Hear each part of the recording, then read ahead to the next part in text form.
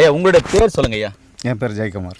Jayakumar sir, இப்போது வெங்கடேஷ் ஐயா கிட்டேருந்து நீங்கள் மருந்து வாங்கி சாப்பிட்டு ஒரு சில பிரச்சனைகள் இருந்து வெளியே இருந்தீங்களா? என்ன மருந்து வாங்கினீங்க, உங்களுக்கு என்ன பிரச்சனைகள் இருந்தது? இது வந்து ஒரு பல்பொடி தயார் செய்கிறாரு. பல்பொடிங்களா? பல்பொடி. இந்த பல்பொடின்னு சொல்கிறத விட ஏதோ பெரிய விஷயம் சொல்லுவார் பார்த்தா பல்பொடியை தூக்கி கையில் கொடுத்துட்டு பல்பொடிட்டாரு. இல்லை, பெரிய விஷயம் தான் அது. அப்படிங்களா? இது ஒரு அற்புதம்னு சொல்லிடலாம். இது பல்பொடின்னு சொல்கிறத விட இது ஒரு அற்புதமான ஒரு பல்பொடின்னு கூட சொல்லலாம். என்னென்னா பார்த்தீங்கன்னா, ஒருத்தர் பணம் வந்து 10,000 ரூபாய் எடுத்துன்னு போயிட்டு ஒரு டென்டல் ஏதோ ஒரு டென்டல் கேரில் போயிட்டு பணம் கட்டிட்டு ஆப்ரேஷன் பண்ணணும்னு சொல்லிட்டு சொன்னார். அதை வந்துட்டு இந்த பல்பொடி அவர் ஒரு போகிற வழியில் ஒரு கடையில் பேசிகிட்டு இருக்கும்போது இந்த மாதிரி இருக்குங்க, யூஸ் பண்ணி பாருங்கன்னு சொல்லிட்டு சொன்னதுனால அவருக்கு ஒரு 3 நாள் கழிச்சு வந்து ஆப்ரேஷன் பண்ணிங்கன்னு சொல்லிட்டு ஹாஸ்பிட்டலில் சொல்லி அமைச்சிருக்காங்க.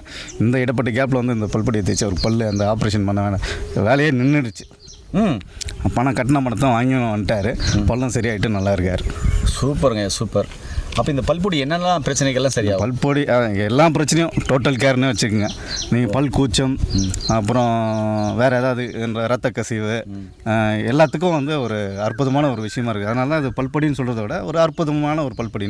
பேராலிஸுக்கு பக்கவாதம் நிறைய பக்கவாதம் தான் சொல்கிறாரு. பக்கவாதமும் பார்த்தீங்கன்னா படுக்கையாக கிட்டத்தட்ட ஒரு 15 நாள் 20 நாள் இருந்திருப்பார்.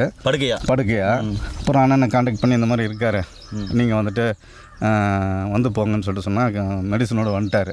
வந்து கொடுத்து அதுவும் ஒரு 25 நிமிஷம் தான் இருக்கும்.